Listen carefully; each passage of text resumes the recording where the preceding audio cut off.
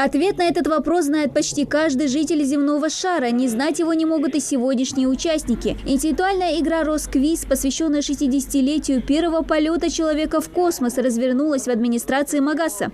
Игра состоит из 3 раундов. В каждом из них по 5 вопросов. На размышление ребятам дается всего лишь минута. Поэтому здесь очень важна именно скорость.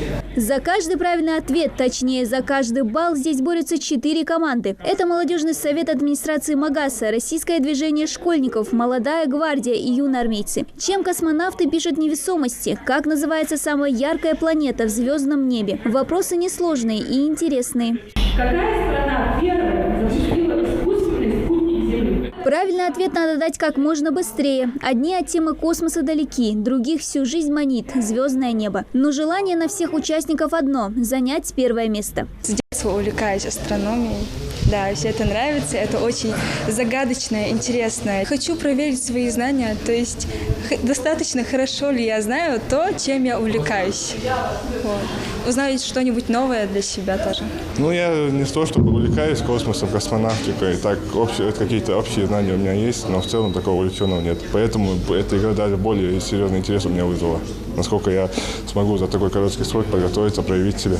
Организовали игру региональное отделение партии «Единая Россия» в рамках проекта «Росквиз», благодаря которому регулярно проводятся интеллектуальные соревнования, квизы, приуроченные государственным праздникам и памятным датам. Этим мероприятием мы хотим приобщить нашу молодежь, подрастающее поколение, показать им, что мы являемся частью одной большой страны, что мы не абстрагированы от всей России, мы являемся частью России. Россия – это мы.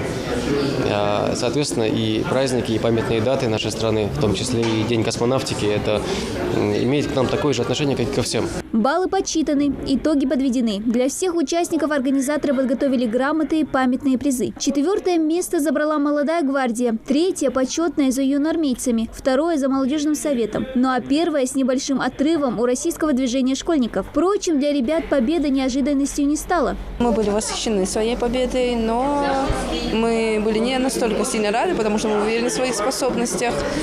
И для нас это обычно, потому что мы выигрываем часто в конкурсах. Такие интеллектуальные баталии ингушские единороссы планируют проводить и дальше. Ну а участники не прочь повторно обогатить свой багаж знаний. Дана Плиева, Исмаил Муцольгов, Новости 24.